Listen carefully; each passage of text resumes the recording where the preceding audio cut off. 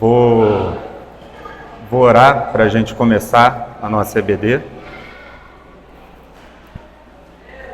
Senhor, muito obrigado, Pai, por mais um dia do Senhor. Muito obrigado pela palavra, pela Tua palavra que foi exposta com tanta fidelidade nessa manhã, Pai. Que o Senhor, nesse momento de EBD, da Escola Bíblica, onde a gente vai aprender mais sobre o nosso catecismo, que o Senhor possa nos auxiliar a reafirmar essa palavra em nossos corações, em nossa mente. O estudo de hoje tem muito a ver com o que a gente recebeu de Ti nessa manhã, então que o Senhor possa nos ajudar a despertar para essas realidades, a realidade da nossa atuação como cidadãos, como integrantes do nosso governo, como pessoas que constroem o lugar, a cidade, o estado, o país em que a gente mora. Que o Senhor nos dê sabedoria e nos dê fidelidade à Tua palavra para agir em todos os âmbitos de nossas vidas, Pai. Que o Senhor possa conduzir esse estudo nessa manhã e, pela Tua graça, eu te peço que guarde essas palavras em nosso coração. Em nome de Jesus, amém. A gente está no capítulo 19, né, da Confissão de Fé de Westminster, onde ele vem falando sobre a lei de Deus, né? Vem falando sobre a lei de Deus. E especialmente hoje, a sessão 4, eu estava até, Rafael até brincou comigo, Rafael Castro, que se vocês escutaram o sermão do domingo passado e de hoje, eu não sei se eu consigo acrescentar alguma coisa ao que foi dito, que foram palavras da parte de Deus muito diretamente, tem muito a ver com o que a gente vai estudar hoje. Então, pela providência de Deus, caiu com que essa sessão casasse com os dois últimos sermões que foram pregados, até porque a gente vem pregando a palavra versículo por versículo dentro do livro de Provérbios. E eu me sinto mais tranquilo e ao mesmo tempo mais pressionado, mais tranquilo porque o pastor aqui já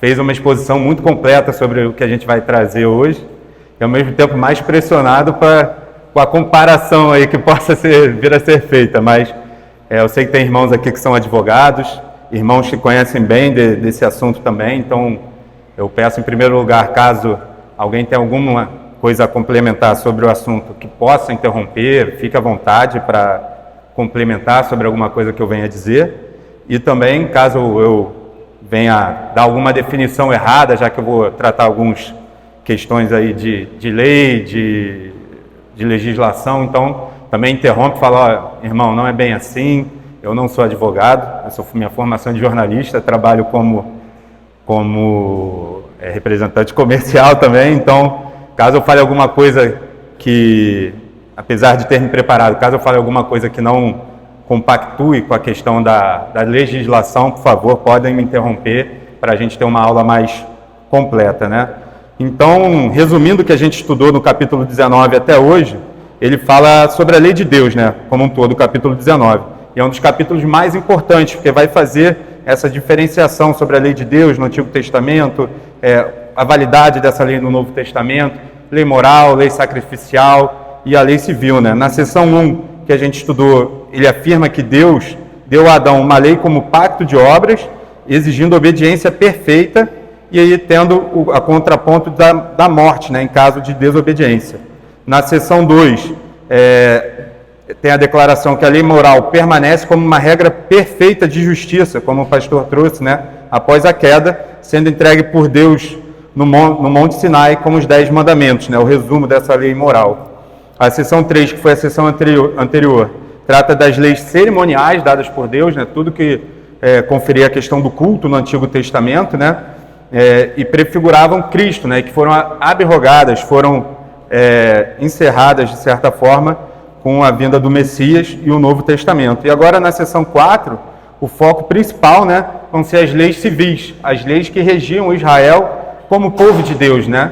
E de que maneira essas leis que serviam a Israel como um povo político naquela época, né, como uma nação que tinha a lei de Deus diretamente dada por Deus, ou seja, uma nação teocrática, de que maneira essas leis são válidas ou são transferíveis, ou de que maneira a gente recebe essas leis hoje, né?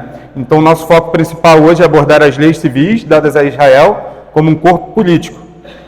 A gente vai ver que essas leis terminaram quando Israel deixou de ser uma nação, né? E que obriga apenas, hoje em dia, ela só nos obriga na questão da equidade, que é o que a gente vai tratar. Então, o texto da sessão eu vou ler aqui, está ali na tela, para vocês acompanharem. A esse mesmo povo, considerado como um corpo político, Deus deu leis civis, que terminaram com aquela nacionalidade e que agora não obrigam além do que exige a sua equidade geral. É um texto bem curto, é um texto bem direto e é um texto ao mesmo tempo muito profundo quando a gente vai à palavra de Deus para estudar, para se preparar e para ver de que maneira isso se aplica à nossa vida hoje, né? Tanto que eu, quando estava preparando a aula, a minha maior dificuldade foi ir cortando coisa do material que eu fui estudando para que a gente pudesse ser o mais direto no texto e ao mesmo tempo não pegasse e não atrapalhasse a aula dos outros irmãos que vão tratar de outros assuntos, né? Então, primeira questão assim muito importante, que acredito que a gente já tratou nas outras aulas, é a tríplice divisão da lei no Antigo Testamento, né? A gente tem a lei moral, a lei cerimonial e a lei civil. E isso, assim, de maneira geral, foi trazido pelos reformadores. Uma das contribuições mais significativas da teologia reformada para a compreensão das Escrituras é a distinção entre esses três tipos de lei no Antigo Testamento: a lei moral, a lei cerimonial e a lei civil. Essa distinção não foi uma invenção dos reformadores, mas uma sistematização de princípios já presentes na própria Escritura e reconhecido por teólogos ao longo da história. A teologia reformada, por um uso sadio da tradição e das Escrituras sagradas, sustentou essa tríplice distinção das leis do Velho Testamento para melhor compreender a continuidade e a descontinuidade em que pontos isso entre o Antigo e o Novo Testamento.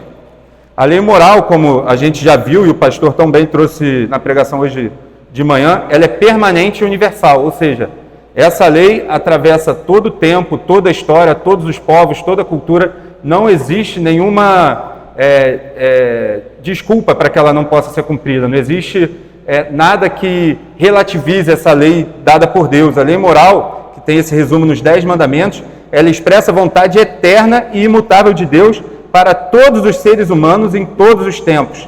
Ela reflete o caráter santo e justo de Deus e define o que significa amar a Deus e ao próximo. A gente vê isso, né, nas sessões 1 e 2, como foi estudada.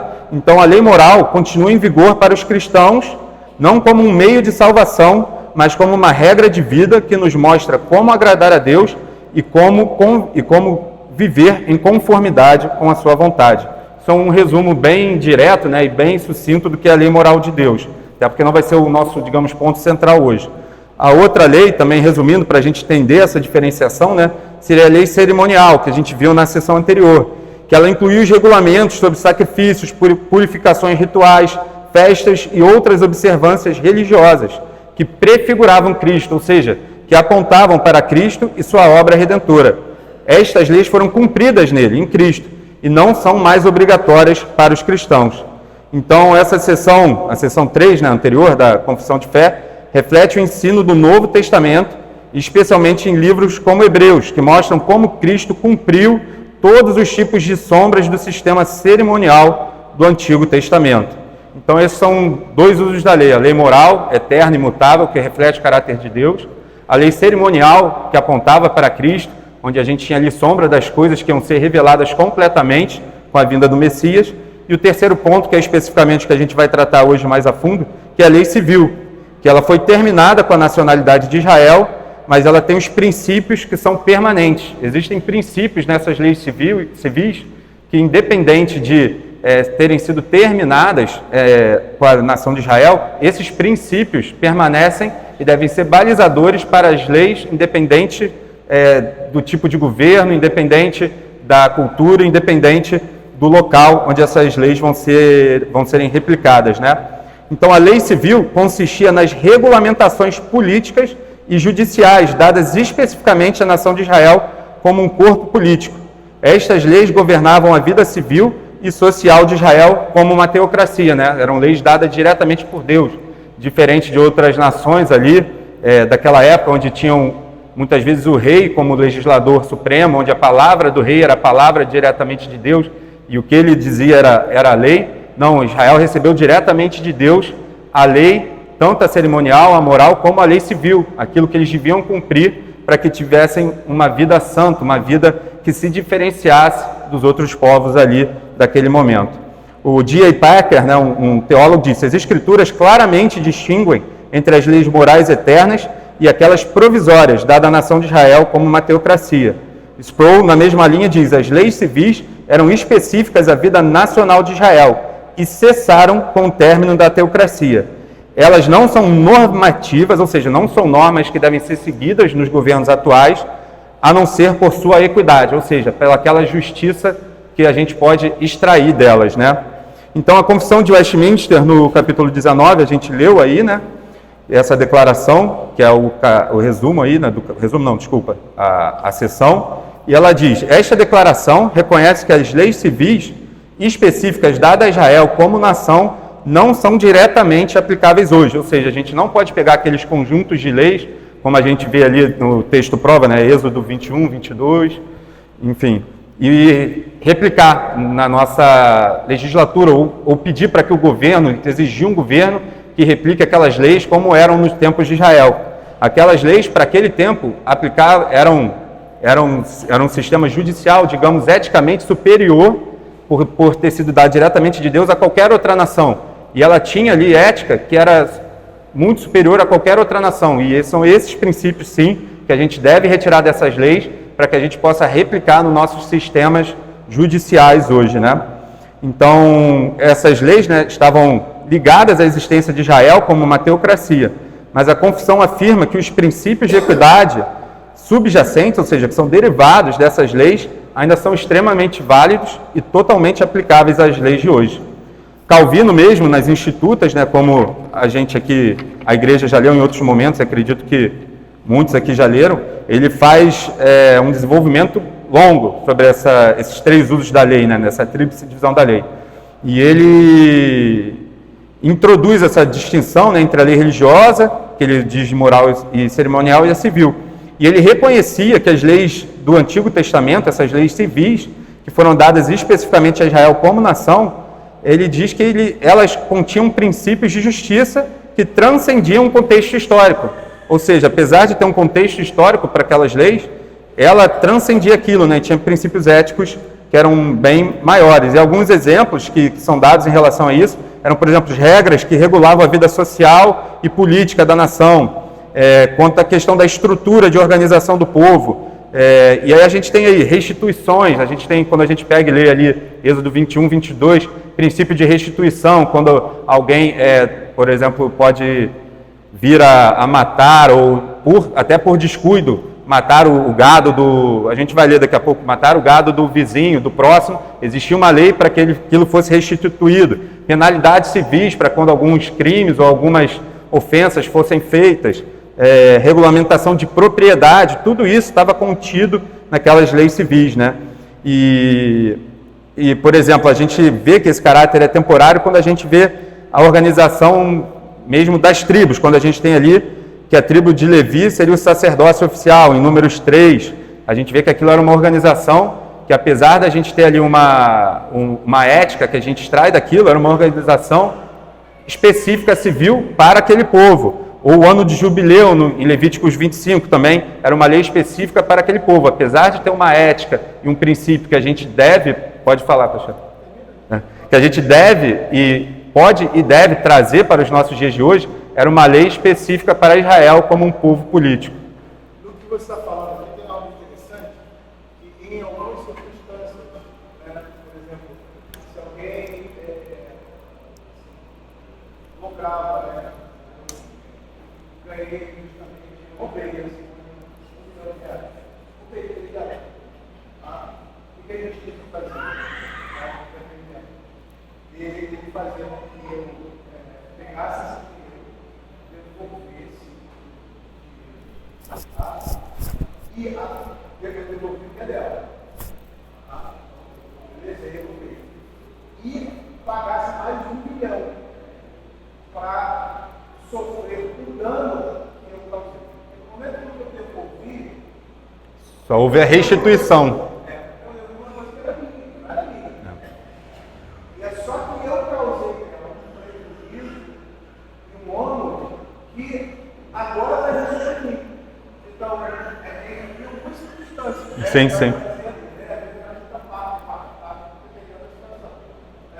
Por quê? Porque eu vou, a justiça vai atribuir a mim aquilo que eu atribuí a ela.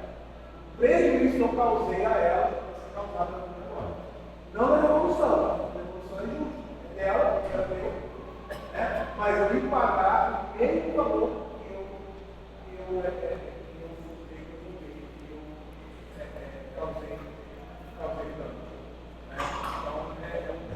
Eu acho que isso tem um peso. Até hoje em dia, 22. Eu não vou ler aqui porque é muito grande, mas eu sugiro aos irmãos, até porque eu não sei, eu vou tentar, mas eu não sei se eu vou conseguir.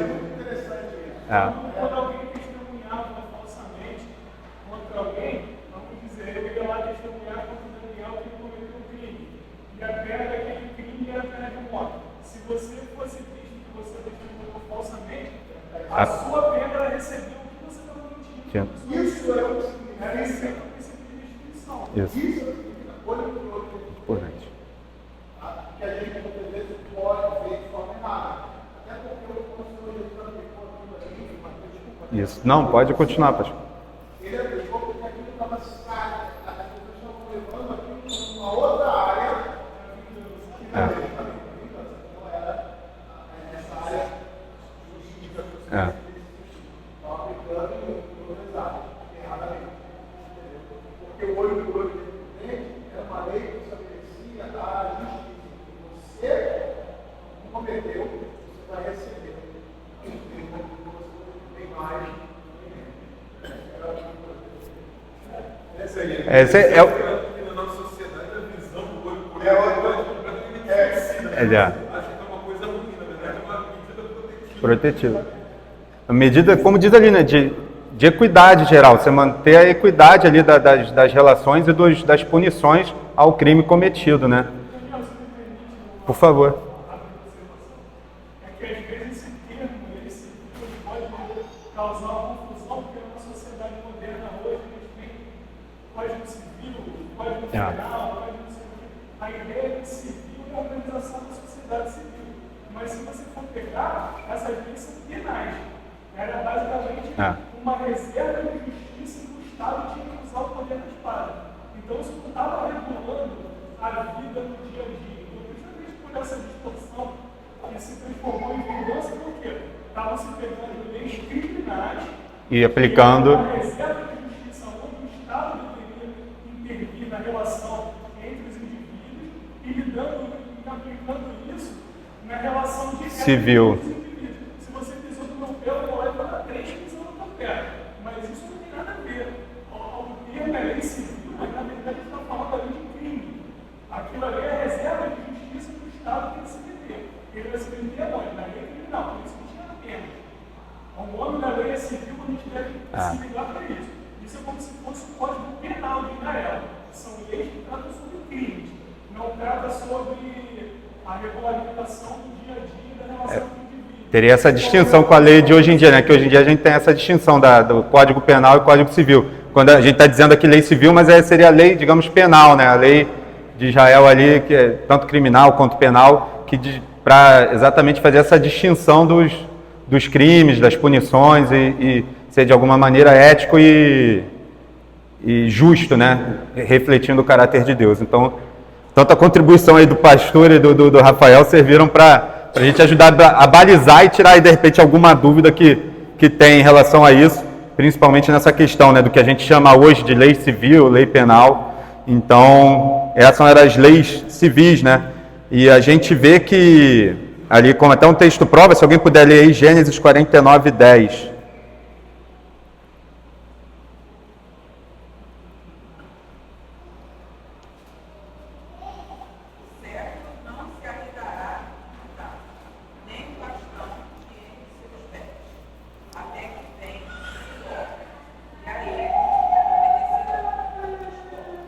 E aí está digamos, o ponto em que se encerra, né, onde muitos reformadores e intérpretes bíblicos, teólogos, usam esse texto, né, assim como a nossa confissão de fé, compreendendo que Siló se tratava de Cristo, ou seja, quando esse reinado de Judá, quando se encerrasse a organização do povo de Israel como um povo político, seria nesse tempo, né? Calvino diz, a autoridade real prometida a Judá, que culminaria em Cristo, seria contínua até que o próprio Redentor viesse.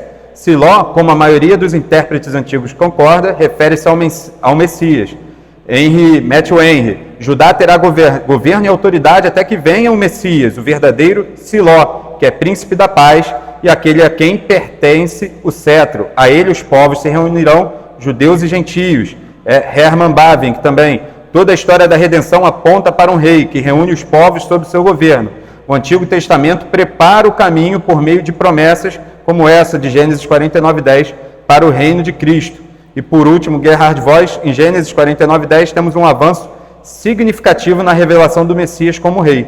A ideia de Siló está ligada à paz e submissão universal, o que é realizado em Cristo. Ou seja, esse texto é utilizado para mostrar que em Cristo, com a vinda de Cristo, essas leis e esse governo de Judá como um governo político se encerraria e seria instituído, digamos, o reino de Cristo, né? O reino do Messias, onde não seria mais um povo civil, um povo organizado como um reino, mas sim um povo de todas as tribos, nações, línguas, e que teriam a lei vinda direto por Deus, a lei moral direto por Deus, né? Então, os reformadores sustentavam que a substância, a essência, né, das leis judiciais de Deus não foram anuladas ou abolidas. Thomas Cartwright, um teólogo puritano britânico, escreveu sobre a lei judicial que o magistrado deveria manter a substância e equidade dela como se fosse a sua medula, embora pudesse mudar a circunstância dela à medida que os tempos, lugares e costumes exigissem. Então, a gente vê, né, um resumo disso tudo é que a lei judicial, a lei criminal, a lei civil, como quer que a gente chame, do povo, né, no Antigo Testamento, dizia respeito aos judeus na sua capacidade política, como uma nação, e consistia nas instituições dadas direto que Deus prescreveu para eles, de uma maneira de organizar o governo civil deles. Essa lei, no que dizia respeito à estrutura peculiar do Estado judaico, foi inteiramente abolida, mas naquilo que contém estatutos fundamentados na lei natural comum a todas as nações, ela ainda é obrigatória. Ou seja, as leis civis dadas a Israel no Antigo Testamento tinham aplicação específica àquela teocracia e, portanto, não são mais obrigatórias em sua forma literal. Contudo, esse princípio que nossa confissão de fé traz como equidade geral, ou seja, os princípios morais que são extraídos, são subjacentes dessas leis, permanecem vinculantes e relevantes a todos os tempos. Então, esse princípio é fundamental para que a gente possa entender o que os reformadores estavam querendo dizer aqui nessa seção 19, né? na seção 4 do capítulo 19. Eu vou passar rapidinho por cada ponto e a gente vai se manter mais profundamente, né, na parte final, onde ele trata da questão da equidade geral, né? Ou seja, o que para os dias de hoje a gente pode trazer e de que maneira as leis civis, as leis judiciais do Estado de Israel se aplicam hoje, que foi em muito que o pastor trouxe aí nas duas últimas pregações, né? Então ele começa dizendo a esse mesmo povo, essa frase se referindo ao povo de Israel, né, que já vem sendo mencionado nas sessões anteriores. Na sessão anterior ele traz Israel como a igreja, né, mostrando que no Antigo Testamento Israel era a igreja de Deus, e já nessa sessão ele traz a questão do Israel como um corpo político, ou seja, ele já está fazendo uma distinção crucial ali dessas duas, como é que pode dizer, mas dessas dois estados, né, do povo de Deus. Israel era o povo de Deus como igreja, que depois se torna igreja, né, no Antigo Testamento, mas ela também era um povo político, como mostra na seção 4. Então, se na seção 3 Israel é considerado a igreja, sob tutela, na seção 4 é considerado o corpo político. E essa distinção reconhece os dois aspectos da existência de Israel como comunidade religiosa e como entidade política, né, como nação. E Deus, como entidade política, né, como nação, Deus deu leis civis, leis criminais, leis judiciais, que foram dadas exclusivamente para eles. Eram leis dadas por Deus para regular a vida civil nacional de Israel. Aí a gente tem o próprio exemplo de Êxodo, né, de 21 a 23, Levítico 19, Deuteronômio 19. Vale a pena os irmãos lerem durante a semana para entender melhor, né, essas leis. E elas cuidavam, como a gente já disse, de propriedade, de punições, restituições, algumas relações sociais, a justiça entre os cidadãos e muitos outros aspectos da vida do povo, né? E aí a primeira pergunta por quê? Por que essas leis civis foram dadas para Israel como povo político, né? Como a gente disse, para que Israel fosse uma nação santa, separada das outras. Se alguém puder abrir Levítico 18, 3 a 5 e ler, né? Levítico 18, do versículo 3 ao 5. Não fareis segundo as obras da terra do Egito em que habitaste, nem fareis segundo as obras da terra de Canaã, para a qual eu vos levo, nem andareis nos seus estatutos.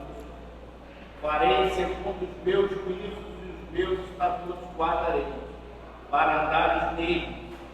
Eu sou o Senhor vosso Deus. Portanto, os meus estatutos e os meus juízos guardarei, cumprindo-os, o homem viverá por eles. Eu sou o Senhor. Então, como o Senhor diz, né, que tem Israel como povo seu, como possessão sua, ele separou esse povo, né, das outras nações. Então, esse povo deveria ser regulado e regulamentado diretamente por Deus, pelos seus estatutos, pelos seus mandamentos. Então, como um povo teocrático, Deus era seu legislador e juiz direto. Eles refletiam, esses estatutos de Deus, dados ao povo de Israel, refletiam os valores da justiça divina, adaptados ao tempo e cultura, né? Digamos, a gente está falando da lei judicial, né? A lei civil, que eram adaptadas àquele tempo e cultura, não a lei moral, né? Sempre importante fazer essa distinção. Então, as leis civis eram regulamentações que governavam Israel como nação, incluindo as leis sobre propriedade, enfim, tudo que a gente tratou, e essas eram distintas das leis cerimoniais e da lei moral. E aí a gente pode perguntar, essas leis foram dadas ao povo, elas foram dadas para que o povo fosse separado, fosse santo, e o povo entendia isso, que aquelas leis eram uma lei diferente das outras leis, da lei cerimonial, da lei moral. Eles entendiam que essa lei eram coisas distintas, né, separadas. E a gente tem alguns textos, como em Salmos, Jeremias, que indicam que os crentes do Antigo Testamento percebiam essa diferenciação. Se alguém puder, eu vou citar aqui 3 textos, se cada um puder abrir um. A gente tem Salmos 51, 16 e 17, Jeremias 7, 21 a 23 e 1 Samuel 15, 22. Começando por Salmos, quem achou, se puder ler. Pois não te compraste em sacrifício. O contrário, eu te daria, e não te agradas do holocausto. Sacrifícios agradáveis a Deus são o espírito quebrantado, coração ungido e contrito. Não desprezarás, ó Deus. Jeremias 7, 21 a 23. 7.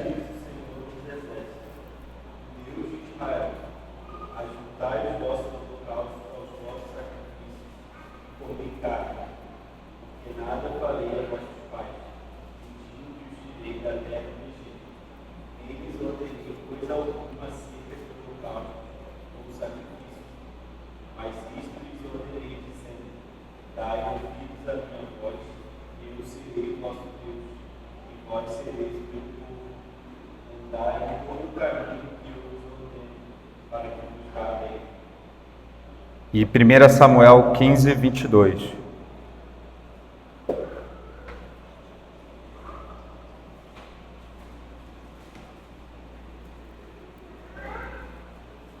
Porém, Samuel disse: tem porventura o Senhor tanto prazer em holocausto e sacrifícios quanto que se obedeça a sua palavra? Eis que o obedecer é melhor do que o sacrificar, e o atender melhor do que gordura de carne. A gente, até o texto que a gente leu hoje de manhã, né, na abertura, Isaías 66, acho que foi na confissão de pecados, agora eu não lembro, trata também dessa questão, né? Então, se Deus ordenou o sacrifício como lei cerimonial, né? Por que ele está dizendo que Deus não se agrada? Porque, na verdade, eles estavam simplesmente repetindo esse sacrifício como os povos pagãos faziam, como um sacrifício ali, um holocausto vazio, sem o verdadeiro significado e sem o cumprimento da lei moral e dos mandamentos do Senhor, né? Então, era como algo vazio. Isso demonstra que o povo, assim como os profetas, eles entendiam essa separação, que não era simplesmente um sacrifício vazio. Aquelas leis cerimoniais, assim como as leis judiciais, tinham toda a sua moral, toda a sua ética baseada e arraigada na lei moral, nos 10 mandamentos, na lei moral eterna, permanente, desejável de Deus. E que uma, apesar de dependentes da outra, elas eram separadas. E mesmo as cerimônias e as leis judiciais não podiam estar à parte da essência de Deus, que seriam as leis morais, a justiça. Então eles entendiam essa separação e os profetas traziam isso. Para não adianta trazer o holocausto se vocês não estão cumprindo meus mandamentos. Isso é um holocausto vazio, vocês estão imitando as nações pagãs. Então isso demonstra que eles entendiam essa separação entre as leis, que existiam essa distinção entre as leis, né? E aí, continuando, né, o ponto aí que a gente vem trazendo, e ele diz que, né, que essas leis civis terminaram com a nacionalidade de Israel. Então essa frase aí, no nossa confissão, reconhece que as leis civis específicas dadas a Israel estavam ligadas à sua existência como uma nação. Essas leis não têm mais validade direta hoje, pois estavam ligadas à estrutura política e nacional de Israel, que foi encerrada. Quando Israel deixou de existir como entidade política independente, essas leis, em sua forma específica, deixaram de ser diretamente aplicáveis. Como até o Herman Bavinck, né, na dogmática dele, diz, a igreja não deve buscar restaurar Israel político, como muitas vezes a gente vê aí algumas igrejas querendo, né? Mas aplicar a justiça do reino de Deus em cada esfera da nossa vida hoje. Então, aqui é o que a gente vê. A questão não é replicar as leis como estão no Antigo Testamento, mas que princípios elas trazem para a nossa vida hoje. Então, a gente tem... Por que então? Tá, tudo bem, essas leis terminaram, a gente entendeu que elas estavam... As leis cerimoniais apontavam para Cristo, a lei moral é eterna e imutável, e a lei civil, a lei judicial, era a lei ligada ao povo de Israel, né? Então, o porquê que elas terminaram, quais são os motivos? Primeiro, porque elas estavam ligadas à aliança mosaica diante da estrutura do Estado de Israel. Segundo, porque Cristo cumpriu o aspecto tipológico da lei e inaugurou a nova aliança, conforme Mateus 5,17 e Efésios 2,15. O Estado de Israel teocrático terminou, e a igreja hoje não é mais uma nação política, conforme João 18,36, ou como a gente leu hoje, se eu não me engano, em Pedro também diz, né? E nós não somos mais um povo civil com terra, exército e tribunal próprios. Hoje a igreja não tem esse aspecto civil, né? Como tinha no Antigo Testamento. Então, essa distinção entre a igreja e o Estado hoje, né, como traz o Van Dixon, que é um comentarista da nossa confissão, ele diz: as leis judiciais expiraram com a destruição do antigo Estado judaico nos dias dos apóstolos. Tentar manter essas leis civis hoje seria negar que Jesus é o nosso verdadeiro sacerdote e rei, pois implicaria na volta do antigo sistema. Seria algo reacionário, né? Querer voltar àquilo, como os judaizantes faziam, você querer voltar ao que já foi encerrado na vinda de Cristo. Essas leis hoje em dia, civis, essas leis judiciais, não são mais válidas, né? A confissão, nossa confissão, então é importante trazer, né, que ela não ensina a teonomia, ou seja, a adoção literal da lei civil mosaica pelo Estado moderno, mas ela também não afirma, quer dizer, pelo contrário, ela afirma a validade apenas do que é universalmente justo, ou seja, os princípios ligados à lei moral de Deus. Aqui tem alguns exemplos, né, das leis civis que não se aplicam mais hoje, depois se os irmãos quiserem ler. A distribuição das tribos em Canaã, né, conforme descrito em Josué 18 a 19, são leis civis, né, leis judiciais ali. As funções administrativas sobre Davi, em 1 Crônicas 25 e 27, essas ordenanças não têm valor normativo permanente para a igreja, que agora abrange diversas nações e povos. E aí eu vou introduzir, porque não vai dar tempo para a gente terminar, mas entrando agora sim no ponto central, que é o que que eu acho mais importante dessa sessão, que é esse final, né, onde ele diz, e que agora não abrigam além do que exige a sua equidade geral. Essa é a parte mais significativa da sessão, né, onde a gente vai gastar um pouco mais de tempo, porque a Confissão não diz que as leis civis foram completamente abolidas, ou que não tem nenhuma relevância para os cristãos hoje. Em vez disso, ela afirma que elas não obrigam além do que exige a sua equidade geral. O termo equidade geral aqui é chave. Ele se refere à justiça natural e moral revelada nessas leis, que pode e deve ser aplicada a outros contextos. Isso significa que os princípios de justiça e equidade subjacentes a essas leis continuam válidos e aplicáveis, mesmo que sua forma específica tenha terminado. Então, aqui até é importante eu vou fazer um raciocínio rápido e encerrar para a gente continuar domingo que vem. Mas aqui eu acho que é o ponto central da diferença do que os cristãos entendem por Estado e por lei, do que hoje muitas vezes, principalmente pós-iluminismo, vem sendo entendido por Estado e por lei. Porque os cristãos acreditam, como o pastor muito bem expôs nas duas últimas pregações em cima de Provérbios, que toda lei é uma lei que provém de Deus, ou seja, existem princípios morais universais que provêm de Deus, em que o Estado deve se submeter, e que o Estado deve basear todas as suas leis diante dessa moral e ética. Enquanto hoje a gente vê que a nossa lei é uma lei muito... Fugiu a palavra, não é natural, é uma lei... Rafael, a lei natural e nem... Tu não vai... Positiva, obrigado.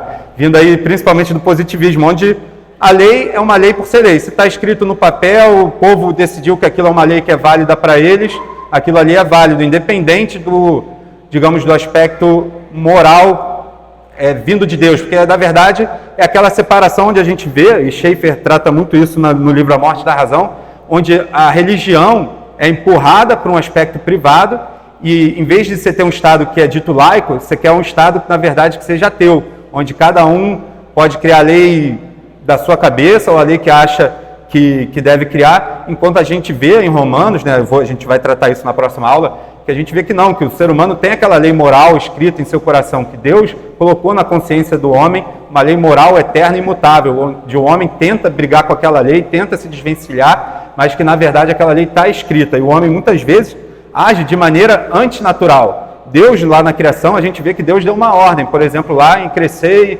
multiplicai-vos. Deus manda que o ser humano se multiplique, você vê a natureza toda seguindo essa ordem de Deus. Enquanto o homem hoje vem e quer criar leis onde essa multiplicação seja restringida, seja como a gente já viu na China comunista, onde o casal só pode ter um filho, seja como a gente vê hoje num individualismo extremo, num egocentrismo extremo, onde a mulher pode ver o feto como uma parte do seu corpo e exterminar aquela vida. Isso você vê que são leis antinaturais, são leis positivas, onde a pessoa criou a sua própria moral, a sua própria ética, não uma moral que vem como cristão vê, né, de Deus diretamente, dada por Deus, e isso entra em conflito. Então, muitas vezes, como o pastor disse hoje, é uma batalha, não é uma batalha, digamos, simplesmente de ideias, mas é uma batalha de cosmovisão, de maneira de enxergar o mundo, de realidades, um mundo com Deus ou um mundo sem Deus.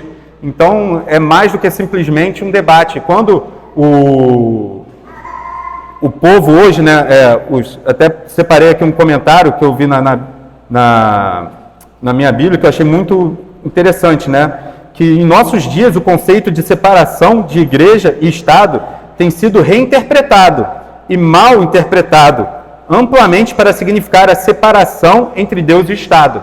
E é o que a gente vê que a Bíblia não faz em momento nenhum. Não existe uma separação entre Deus e o Estado. Existe sim a separação entre religião e Estado, hoje em dia, principalmente no Estado moderno, você pode haver essa separação, mas não existe uma separação entre Deus e Estado. O que isso quer dizer? Cada vez mais o governo civil procura estar fora da sujeição a Deus. Eles querem se colocar à parte disso, como o pastor trouxe hoje, né? Ele busca poder e autoridade autônomos. Quando a igreja clama injusto, ou seja, quando a igreja vem com voz profética e diz isso não é justo, isso não está de acordo com a voz de Deus, quando a gente diz o aborto não é certo, quando a gente traz várias leis que são injustas e traz elas e debate e tenta trazer, qual é a resposta deles? Eles vêm e criticam por a gente estar se intrometendo no domínio do Estado. No entanto, a igreja não está tentando ser o Estado. a igreja está oferecendo um criticismo profético. Está chamando o Estado a ser tal como Deus ordenou que fosse e governe sobre ele. Foi exatamente o que o pastor trouxe hoje. O Estado não está acima de Deus. Deus deu princípios morais eternos e o Estado deve se submeter a eles. Seja qualquer tipo de organização estatal, seja uma democracia representativa, seja uma monarquia, seja um parlamentarismo, ele está sujeito às leis morais eternas de Deus. E quando a igreja diz isso é injusto, essa lei não é justa, quando a igreja vem e se coloca contra, ela não está querendo se intrometer na esfera do Estado, e é onde eles tentam silenciar a gente. A igreja, nesse ponto, está simplesmente mostrando que o Estado não é autônomo.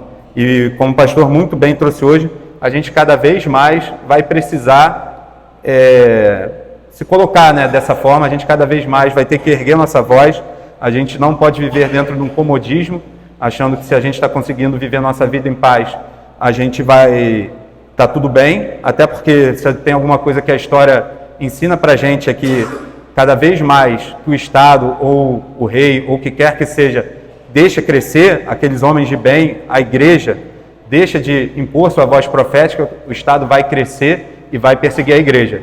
A gente viu isso no comunismo, a gente viu isso no nazismo, onde a igreja foi sendo engolida por esses movimentos e poucos homens ali se levantaram. Deus manteve seu remanescente fiel. A gente tem exemplos como no nazismo do Bonhoeffer, e vários outros exemplos de cristãos que não ficaram conhecidos, mas que lutaram contra esses sistemas de governo que se colocam diretamente contra Deus. Então isso que é importante que a gente entenda, que a gente vai estudar mais à frente, que existe uma lei natural e existe uma lei positiva. A lei natural provém de Deus, é eterna e imutável. A lei positiva é uma lei que tenta se apartar de Deus, é o homem querendo ser a sua própria medida para todas as coisas. E isso não está de acordo com o que a nossa confissão de fé diz, não está de acordo com o que a Bíblia coloca, como a gente viu nas últimas pregações, e é o que a gente vai trazer aí nas próximas aulas. Eu vou orar para encerrar, domingo que vem a gente continua. Senhor, muito obrigado por mais esse domingo, Senhor. Como eu disse anteriormente, muito obrigado, Pai, pela Tua palavra, Pai. Muito obrigado porque o Senhor nos dá esses firmes fundamentos em que podemos caminhar, Pai. As Suas leis eternas, imutáveis, Pai. Muito obrigado pela Tua justiça, assim como pela Tua misericórdia com o Teu povo, Pai. Que a gente possa ser luz e sal por onde a gente andar, proclamando o Evangelho com as nossas bocas, mas vivendo eles na nossa maneira de agir, Pai, para que a gente possa apontar para a Sua lei justa e boa, Pai, e para Ti, mostrando que o Senhor tem as verdadeiras leis, os verdadeiros desígnios, e que a Sua moral é independente do que o homem pensa, ela é suprema e é eterna e é acima de tudo, Pai. É isso que eu te peço, nos leva para casa em segurança e nos traz de novo à noite para que possamos cultuar o Teu nome nesse dia do Senhor. Muito obrigado em nome de Jesus. Amém.